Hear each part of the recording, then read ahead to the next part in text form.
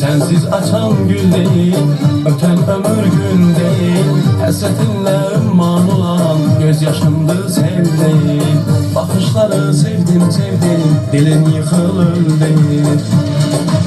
Sensiz gelen yaz değil, geldim seni gözleyip. Öldürmekti qəsdim beni, bu zulümdür naz değil.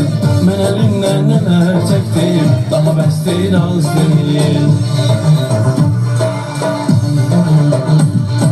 Hərdən uzaq gen gəzirəm, küsürəm barışıram. Birdən elə dağ çəkirsən, mən onsuz alışıram. Gözün yaşın gəl deyir, gel barışaq gel deyir. Baxışları sevdim sevdim, dilim yıxılır deyir.